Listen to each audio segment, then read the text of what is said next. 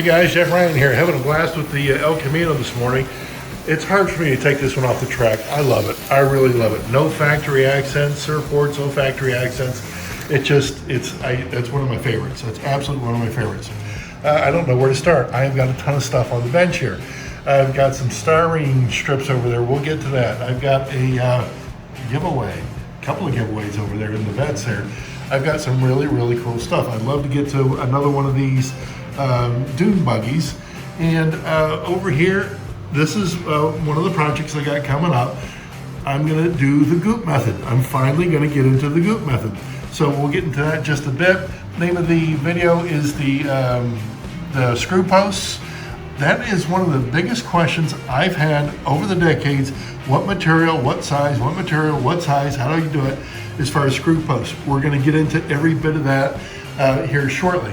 One thing, you see the tires here? They came from Rather Boring. He's making the ones that fit the Tough Ones, the rear chassis, the rear tires for the Tough Ones chassis, and also for the Dune buggies.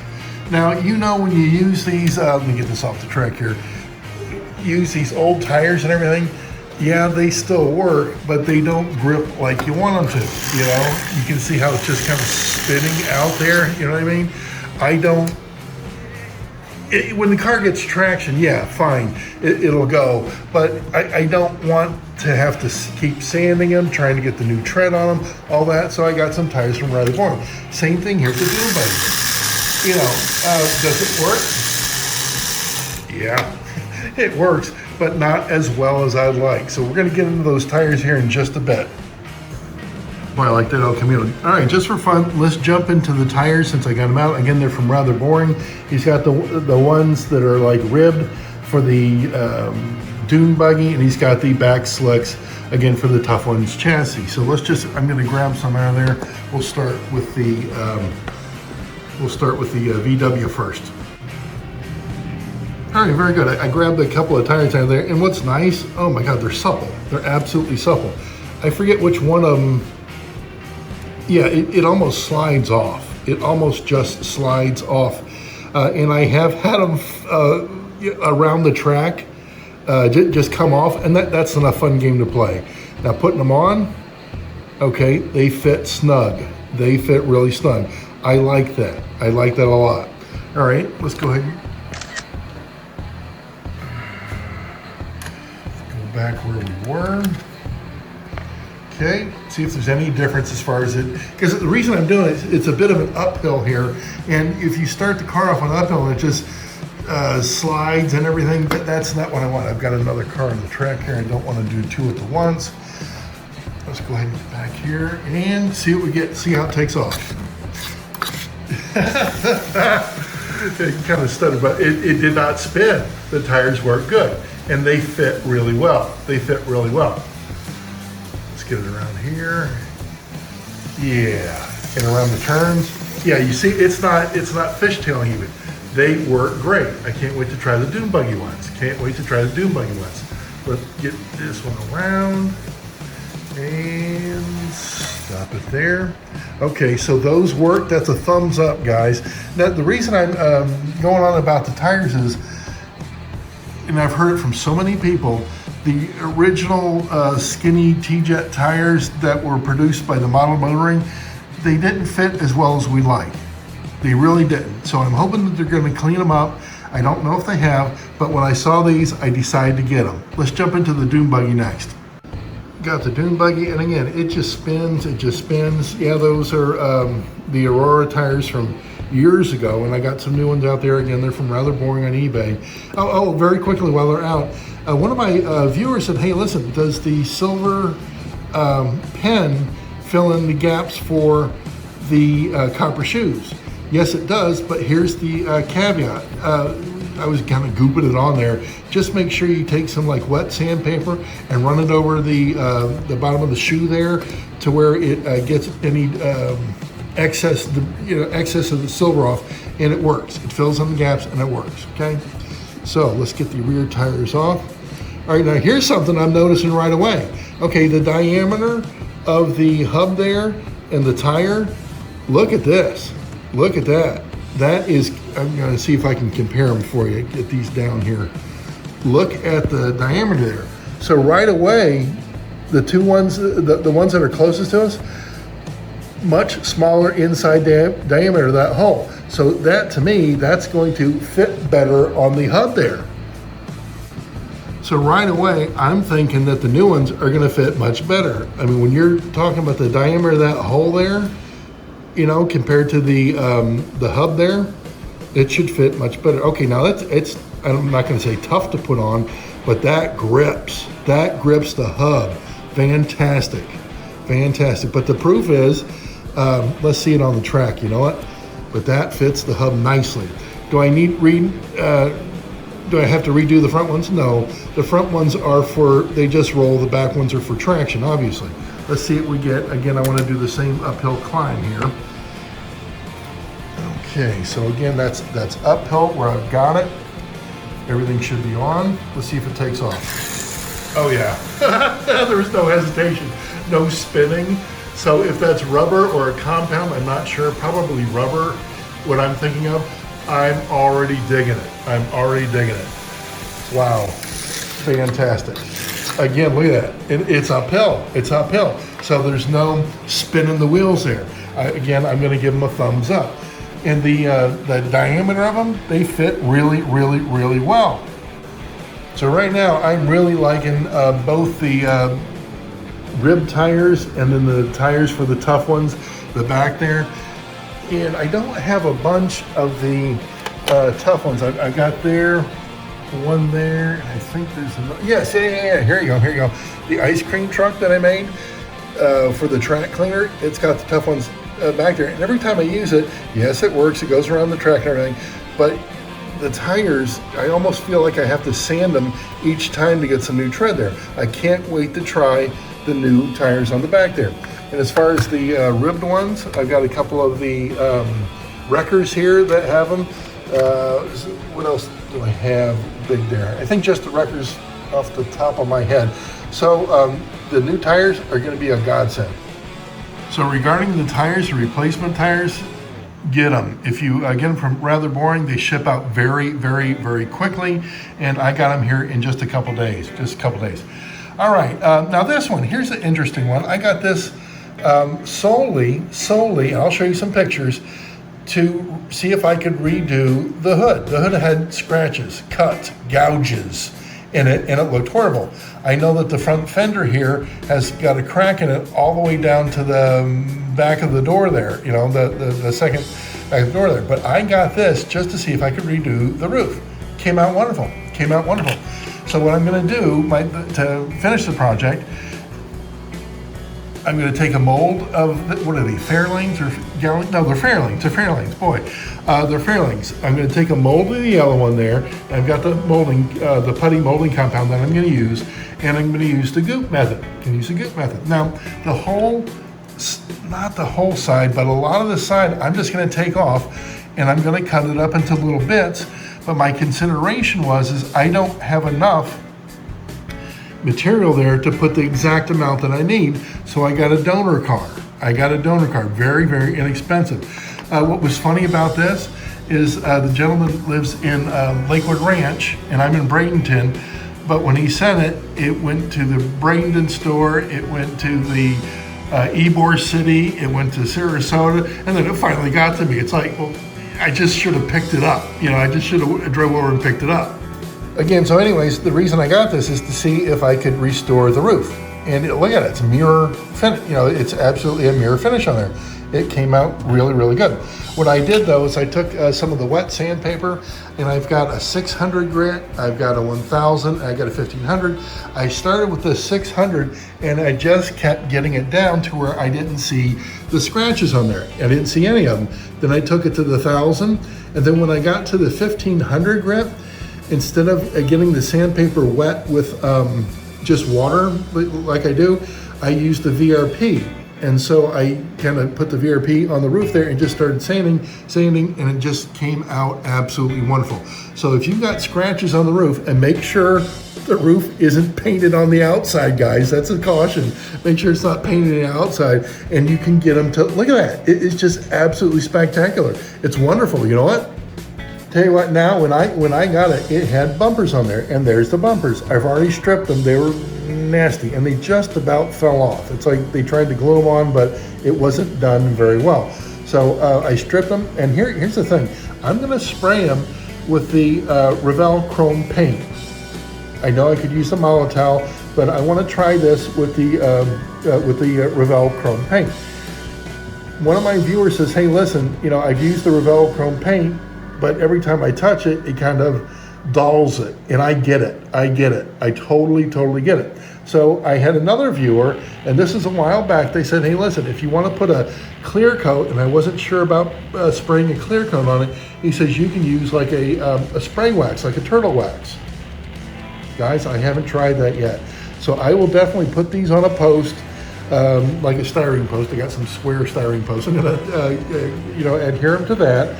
And then I'm gonna spray them with the Revel Chrome, let it dry, probably for a couple days, and then I'm gonna use like a spray wax, and I'm gonna see if that will act as a sealant for us. I'll show you the results. That stuff is coming up though. The restoration of that fairing will be ongoing. I got the bumpers where I need them, so that's gonna be ongoing there, guys. I don't know which one to choose. The yellow one looks nastier than the green one. I'll probably choose that, and I know that the chassis there works. How well, don't know, but when I touch it to the transformer, it turned over and it started running, but it might need to be cleaned. We'll definitely address that coming up as well. I said this at the beginning of the video, I've got a couple of giveaways. Now, I've said how much I really appreciate the work Jim LaJudice is doing. He's an absolutely master craftsman. I reached out to him, haven't heard back yet, I hope I do. I asked him, I said, Jim, I would love to see how well you can paint one of these up. And so the offer's still out there. So since I have two extra, and they come with the, I got a driver in there and the windshield's in there, but there's no accents, no factory accents, and the screw posts have not been tapped.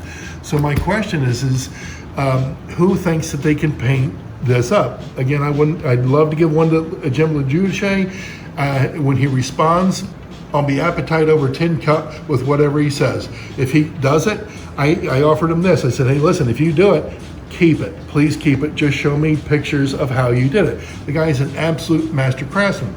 Now, Ron Tiedemann, he did a vet from Road Race Replica and did an outstanding job. He did the interior, he did every bit of it, and if I'm not mistaken, he could have a hard top on it or the convertible. He did a real good job. So the giveaway is who thinks that they can do this, and the caveat is you got to take pictures, you got to take video, something of the entire process. That's what I'm requiring. If you think you can do it, raise your hand. By raising your hand, I mean email me and let me know, hey, you're confident you can do it, and we'll see how many people want it. I usually do first come, first serve, and if I'm familiar with your abilities, I make sure it goes right out to you.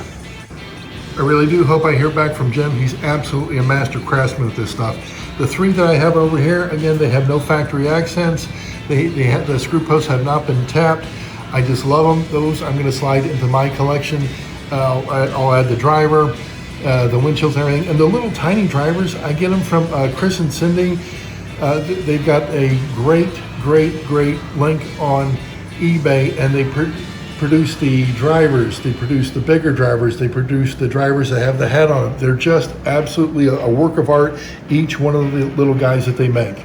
All right, hey, I was just coming in to edit some of the video, and the whole point of me doing this segment is sometimes you just gotta laugh. You just have to laugh. I do look at my stats from time to time. I look at the views, the comments, likes, dislikes, and most time over here on the right hand side, there's likes, 100%, 100%, 100%, 100%, 100%. And I was scrolling, and then I noticed this. Here's some that are less than 100%. Now, what's interesting about, and it's always, what do we got? One person. It's always the same person.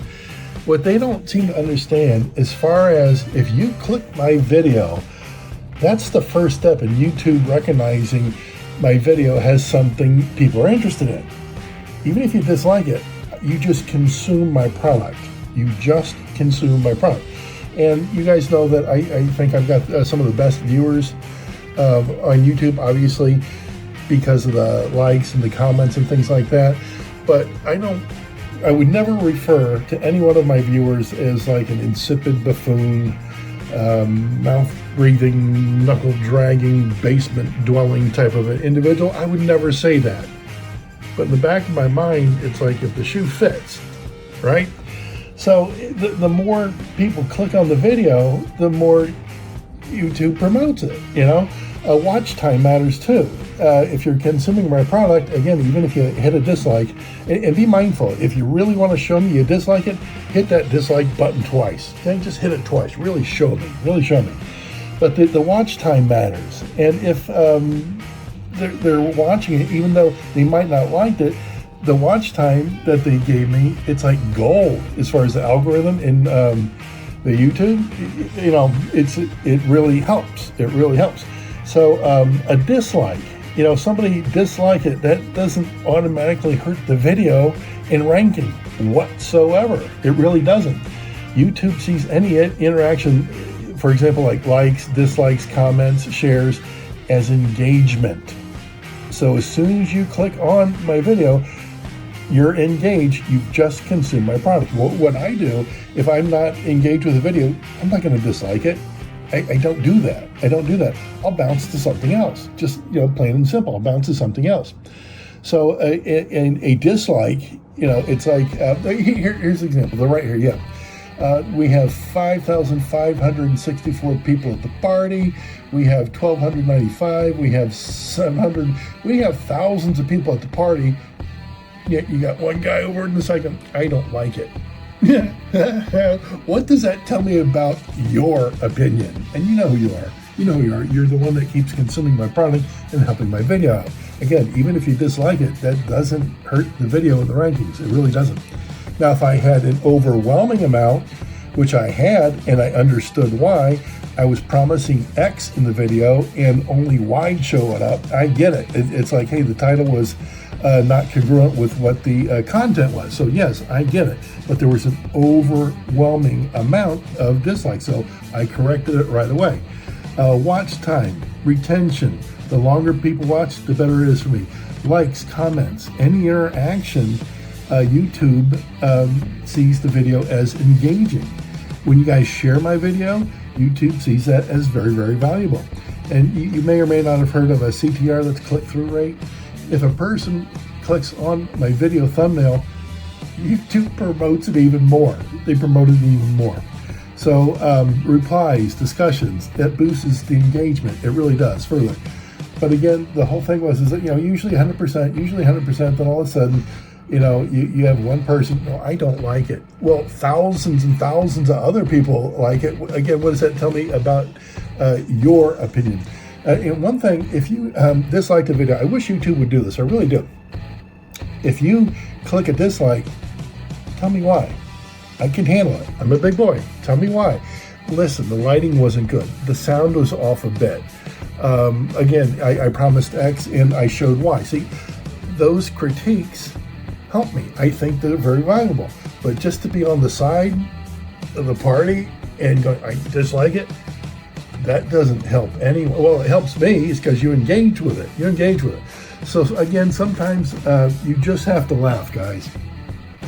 All right, guys. Hey, listen, sorry about the rant, but it just struck me funny. You know, you got thousands of people at the party and one guy sitting over to the left. I don't like it. Why are you at the party? You know, why in the world are you at the party? All right, now, back to what I wanted to get to all along is the screw post. It has been the most often asked question I've ever had. What do you use? Why use styrene? Where do you get it from? Et cetera, et cetera. Evergreen makes it. They have a bunch of tubing. They have a bunch of square rods. They have these little strips. Why do I have these little strips out? These little strips, I'll tell you what, and I'm going to show you if I'm picking up here, I'm going to show you what I use here.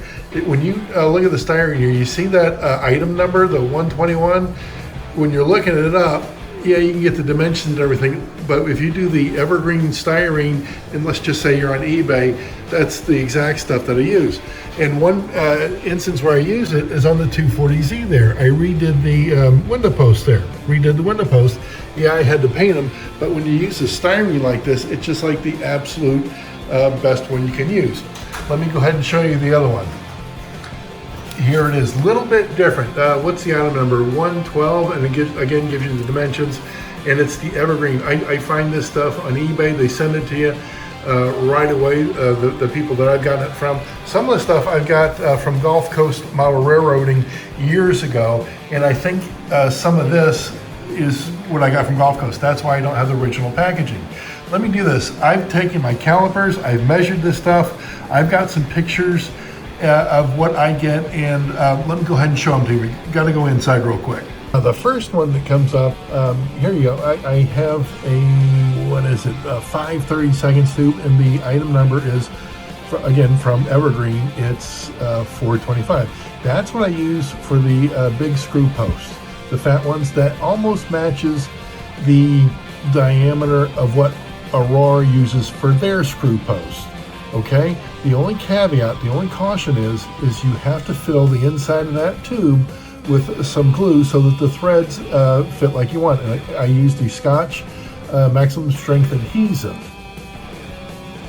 Now this next one coming up here, this is the smaller tube. It's 1/8 inch and 224 as far as the item number. And this one fits the screw quite well. And if you don't really care about the thickness of how well it matches the Aurora one, this is the one to get. Now the next one coming up here, it's a square tubing, and it's a 1/8 inch. The item number is 252, again made from Evergreen. The reason I've got that is because there's sometimes, like on the Munster coach, there's been a few customs that I've done to where you really need a square screw post. So that's why I got that. So that is the scoop on the tubes that I use. Again, they're all made by Evergreen. They're styrene. The one that has a black tip there, that's the fat one that just about matches the Aurora one exactly. Again, you have to flood the inside of it with the glue there, then the screw will fit just the way you want it. That little square one, you don't have to flood any glue in that. It's going to fit. But again, that's rare times that I've had to use it. Very thankful that I've had it.